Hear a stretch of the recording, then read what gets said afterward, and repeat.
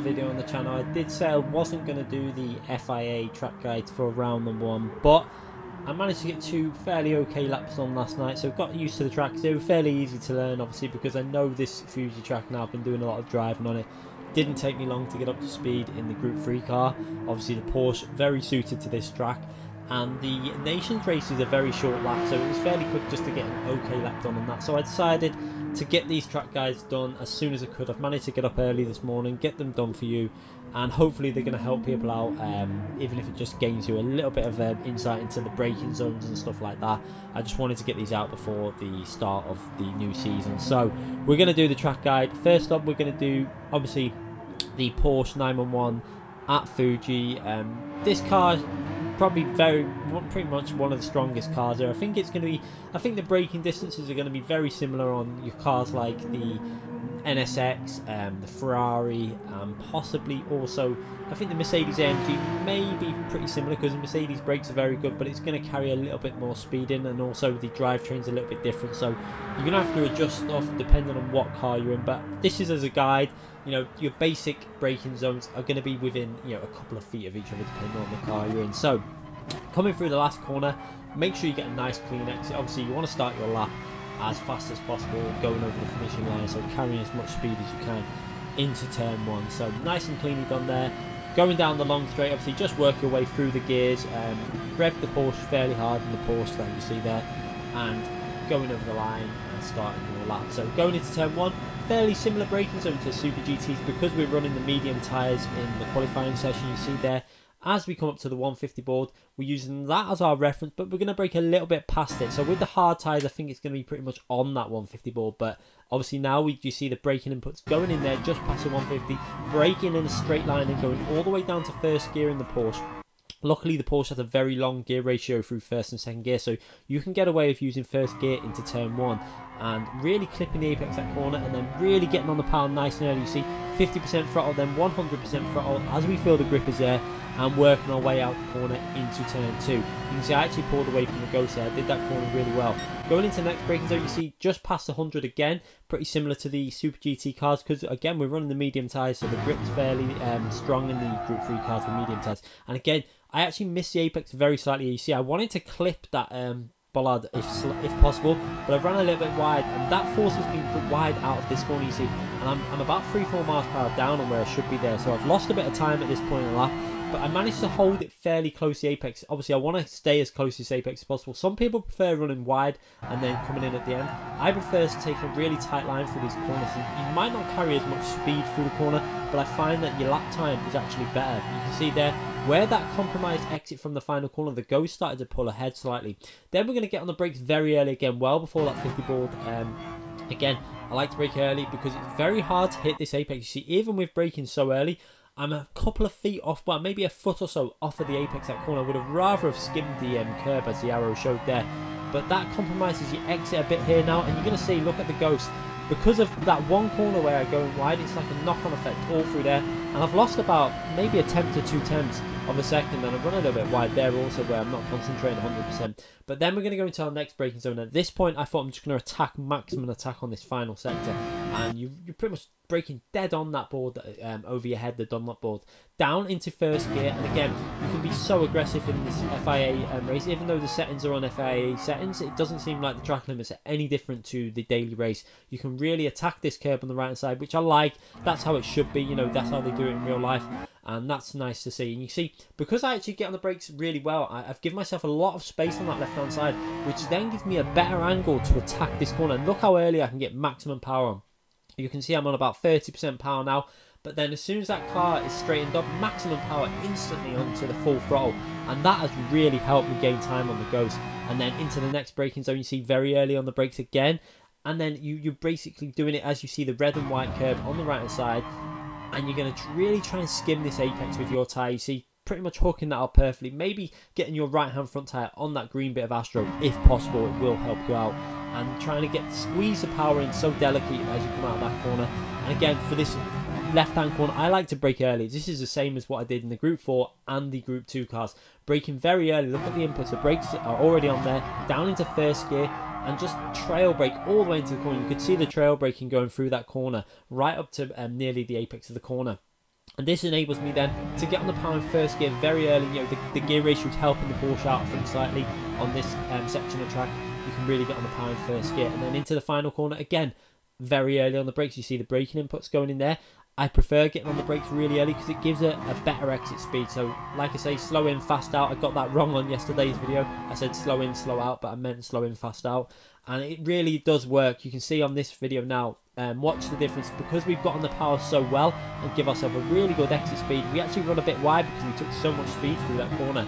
Maybe compromise a bit of speed on the exit, but look at the ghost in the mirror, how much we've gained on that just through that really good. The last sector, I think I really hooked that up, and I actually had potential to go a little bit faster. You can see I didn't spend too long on this, but I just kept going faster and faster. Put myself to P1 in the top 10 stars. There was actually, my optimal lap was down to a 37.0, and I think I could have crept into the 36s.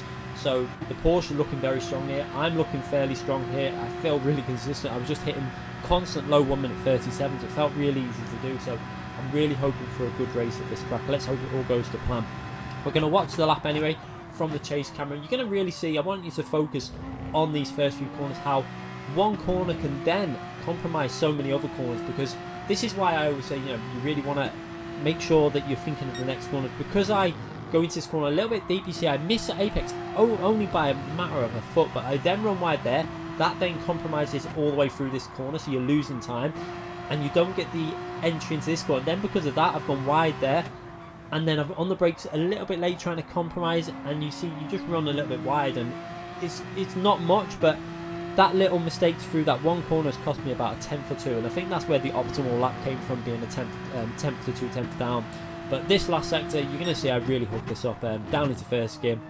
Watch how I don't go too deep into the corner. I leave plenty of space on the left to rotate the car, get on the power in first gear, accelerate out that corner, and then I really hooked this corner up as well, skimming that apex pretty much perfectly, and then on the power nice and early, and then down into first gear for this left-hander. You really see how I'm rotating the car, I'm using the track, I'm using every little bit of, you know, on the power as early as I can. And again, for this final corner, it's so important, like I say, to go in slower and get on the power earlier. If you're on that power earlier, you know, 2 miles per hour, you know, maybe a fraction of a second on that power earlier can lead to 3-4 miles per hour over the line. You know, it's little differences like that that can make, you know, a big difference in your lap time. So we go over the line on 1 minute 37.2, currently top. I think it was top. Whether it's still top, I have no idea. So we're going to move on to the next track for the Nations race. It's obviously at the very short version of the Kyoto track, so it's the really tiny version. I think it's Miyobi, I think it is classed as. Going to go into turn 1 and braking. You're not really going to brake this turn 1. You're going to lift basically. You see the throttle inputs now. Look how I've come off the throttle there, and I'm trying to keep it very close to this curb on the right side. Now there's a very big reason for this, because the curb on this corner gives you so much grip. You see no throttle or brake inputs at this point. I'm just coasting through the corner, and then a gradual bit of throttle input coming in now, and then hard on the throttle. You'll see, because we got onto that curb, it kind of grips your car all the way through the apex of that corner. And did that corner reasonably well. It wasn't perfect, but it was okay considering I didn't spend too long on this. Now, flat out through this section, you do not need to lift, but try and get your left-hand tyre onto this curb on the left-hand side, because if you do that, you're widening the angle into the next part, and it means smoother steering inputs. And you're going to see something now. You watch the speedometer. It goes up to about 131, 132 as we come out of this exit there. Briefly on 131, now 131 there, and then 132. Now see the ghost in the distance disappearing, because I didn't get the angle through there. That was only going through that section at 130, and that's where a little bit of time is gained. Early on the brakes before the curb on the left-hand side for this corner. Down into third gear and try and get close to that curb, but don't really want to get on that curb, because if you get on the curb, it unsettles the rear, and you want to be getting on the power through this corner gradually as you feel the grip build. You see I've gone from about 10% to 30%, then to about 60%, then 100% as we come out the exit of the corner. Now again, widen the line into this final section. It's flat out through in, no lifting at all. Try and skim your right hand tyre on that white line, and then get the left hand tyre over this curb, and pretty much straight line from that arrow point onwards with your left hand tyre.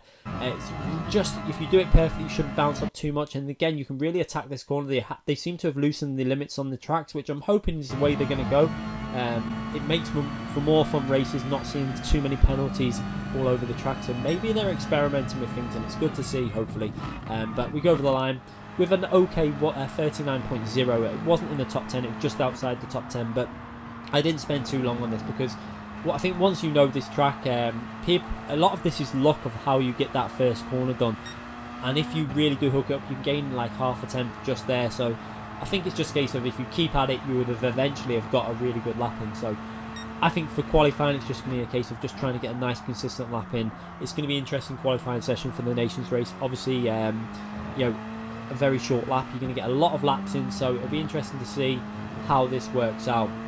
And I think we've got to run. I think this is restricted to just racing hard tyres also for this race, so everyone's going to be on the same tyre.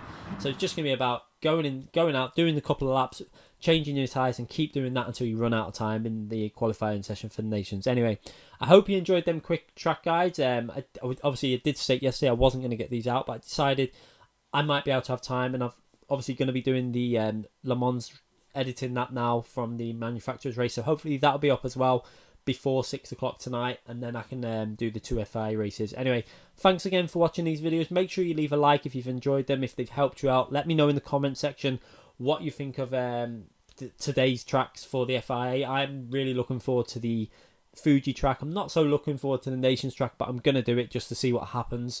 Let me know obviously if these track guides have helped you out, gained you any time. I do like to read the information you put on there, and if it helps you out and gives you a win and stuff.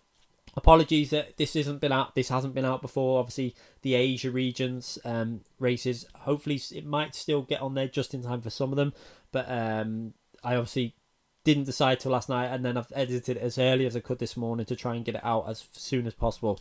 Anyway, thanks again for watching the video. Give it a thumbs up, and I'll see you all soon. Thanks again for watching, everyone.